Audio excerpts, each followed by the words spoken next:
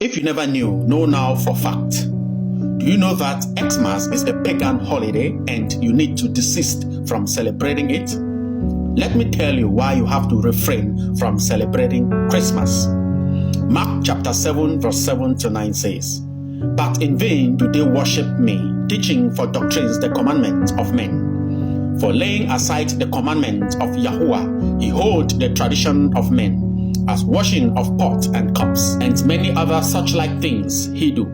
Verse 9 says, "And he said unto them, Full well he reject the commandment of Yahuwah, that he may keep your own tradition." You see, Christmas is celebrated on December 25 and is both a sacred religious holiday and a worldwide cultural and commercial phenomenon. For 2 millennia, people around the world have been observing it with traditions and practices that are both religious and secular in nature. Christians celebrate Christmas Day as the anniversary of the birth of the Messiah of Nazareth, a spiritual leader whose teachings form the basis of the religion. Popular customs include exchanging gifts, decorating Christmas trees, attending church, sharing meals with family and friends, and of course, waiting for Santa Claus to arrive. How did Christmas start? The middle of winter has long been a time of celebration around the world. Centuries before the arrival of the Messiah, early Europeans celebrated light and birth in the darkest days of winter. Many people rejoiced during the winter solstice, when the worst of the winter was behind them and they could look forward to longer days and extended hours of sunlight.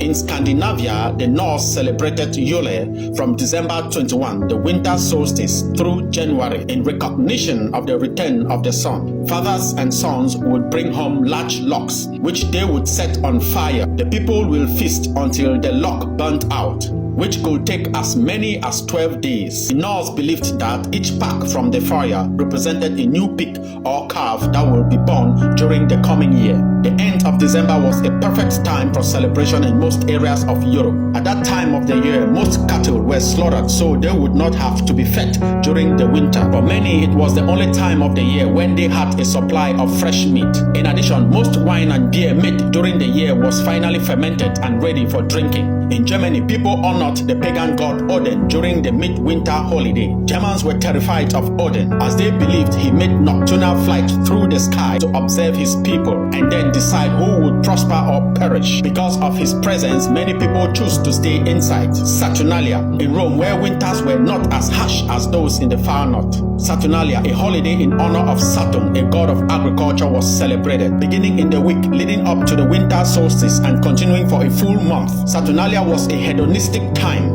when food and drink were plentiful and the normal Roman social order was turned aside. For a month, slaves would become masters. Peasants were in command of the city. Business and schools were closed so that everyone could join in the fun. Also around the time of the winter solstice, Romans observed Juvenalia, a feast honoring the children of Rome. In addition, members of the upper classes often celebrated the birthday of Mithra, the god of the unconquerable sun, on December 25. It was believed that Mithra, an infant god, was born of a rock. For some Romans, Mithra's birthday was the most sacred day of the year. Is Christmas really the day the Messiah was born? In the early years of Christianity, Easter was the main holiday. The birth of the Messiah was not celebrated. In the 4th century, church officials decided to institute the birth of the Messiah as a holiday. Unfortunately, the Bible does not mention dates for his birth, a fact Puritans later pointed out in order to deny the legitimacy of the celebration. Although some evidence suggests that his birth may have occurred in the spring, why would shepherds be herding in the middle of winter? Pope Julius I chose December 25. It is commonly believed that the church chose this date in an effect to adopt and absorb the tradition of the pagan Saturnalia festival, first called the Feast of the Nativity. The custom spread to Egypt by 432 and to England by the end of the 6th century. By the end of the 8th century, the celebration of Christmas had spread all the way to Scandinavia. Today, in the Greek and Russian Orthodox churches, Christmas is celebrated 13 to 14 days after the 25th. This is because Western churches use the Gregorian calendar, while Eastern churches use the Julian calendar. which is 13 to 14 days behind the Gregorian calendar. Both Western and Eastern churches celebrate Epiphany or Three Kings Day, 12 days after their own respective Christmases. This is the day it is believed that the three wise men finally found the Messiah in the manger. By holding Christmas at the same time as traditional winter solstice festivals, church leaders increased the chances that Christmas will be popularly embraced, but gave up the ability to dictate how it was celebrated. By the Middle Ages, Christianity had for the most part replaced pagan religion. On Christmas, believers attended church and celebrated raucously in a drunken, carnival-like atmosphere similar to today's Mardi Gras. Each year, a beggar or student would be crowned the Lord of Misrule. An eager celebrant played the part of his subject. The poor would go to the houses of the rich and demand their best food and drink. If owners failed to comply, their visitors would most likely terrorize them with mischief. Christmas became the time of the year when the upper classes could repay their real or imagined debts to society by entertaining less fortunate citizens. Some will say it's a time of love and to show love. I bet you, come to think of it, showing love to one another is a daily and a lifetime attitude, not only on a day, and it is a commandment from the Messiah to his followers. Besides, have you come to realize that there is a lot of wastage on this day, and lot of evil and immoral behaviors are being manifested on this day? People, parents, and family members go an extra mile to borrow money from meetings, jange houses, and even from the banks,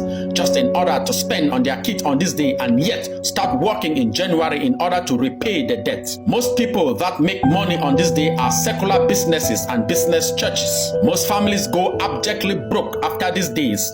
Humans have become slaves for Xmas. They work so hard from the beginning of January just to squander everything on the Xmas day. Even go an extra mile to borrow more and start working hard on January again in order to repay the debt. This is an enslavement cycle. 2 Peter chapter 2 verse 3 to 7 says, "By covetousness or greed they will exploit you with deceptive words. For a long time their judgment has not been idle, and their destruction does not slumber. Doom of false teachers." Verse 4 says, "For if the Most High did not spare the angels who sinned, but cast them down to the hell and delivered them into the chains of darkness to be reserved for judgment, and did not spare the ancient world, but saved Noah, one of 8 people, a preacher of righteousness, bringing in the flood on the world of the ungodly." Verse 6 says, "And turning the cities of Sodom and Gomorrah into ashes, condemned them to destruction, making them an example of those who afterward would live ungodly, and delivered righteous Lot, who was oppressed by the filthy conduct of the wicked."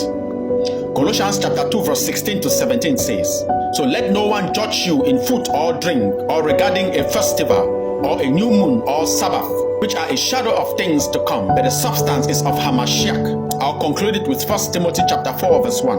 "Now the Ruach or the Spirit expressly says that in the later times some will depart from their faith, giving heed to deceiving spirits and doctrines of demons." Please be mindful of all of this, and remember, ignorance is not an excuse. Forewarned is forearmed. Goodbye.